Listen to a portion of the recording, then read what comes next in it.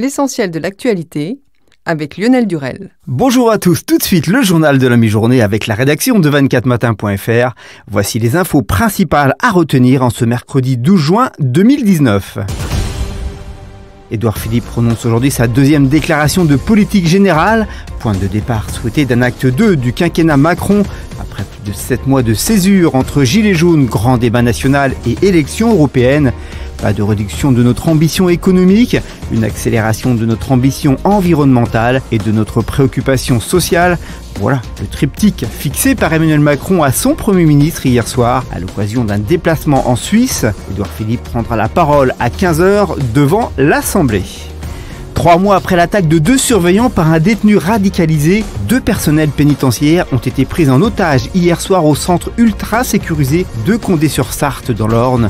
Par le champion de la prise d'otage carcérale, Francis Dorfer, libérable en 2060 et qui s'est rendu peu après minuit.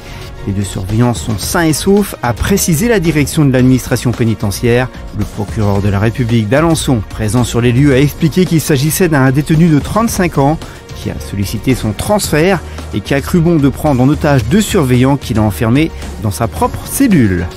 C'est une nette hausse de l'emploi salarié au premier trimestre, avec plus 92 800 postes, plus 0,4% dans le privé, après une progression de plus 0,3% au trimestre précédent, selon une estimation définitive de l'INSEE publiée ce mercredi. Ce trimestre constitue le 16e trimestre consécutif de hausse de l'emploi salarié, en progression depuis le 2e trimestre de l'année 2015. L'INSEE a aussi revu à la hausse son chiffre du dernier trimestre 2018 à 67 900 créations de postes au lieu de 54 000.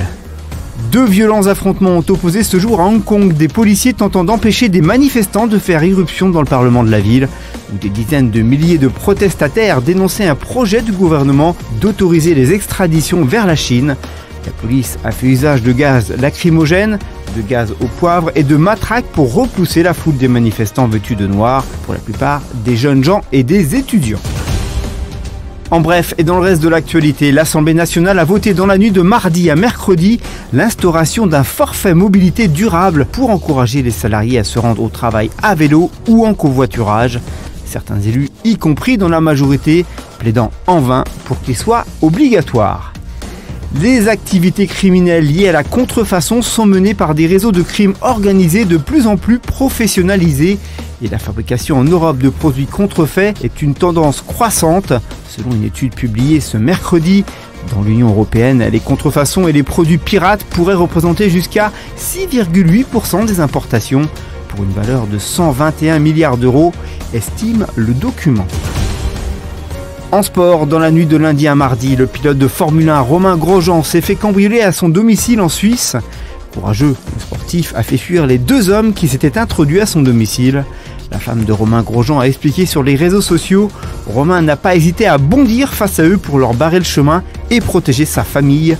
Les héros gagnent à être connus et je vis avec l'un d'entre eux. » Comme nous vous l'expliquions hier, l'heure de la retraite a sonné pour Tony Parker.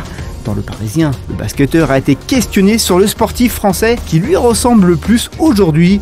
C'est Kylian Mbappé, surtout par rapport à la mentalité qu'il a. J'ai l'impression qu'il n'a pas peur de dire les choses. Quand j'ai commencé ma carrière, mon idole c'était Jordan. Il avait une grosse confiance en lui et je m'en suis inspiré, a indiqué le jeune retraité de 37 ans.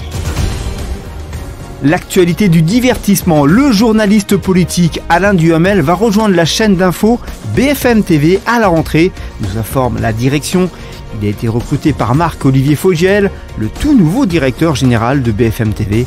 Les 2 hommes se connaissent bien pour se croiser dans les couloirs de la station RTL.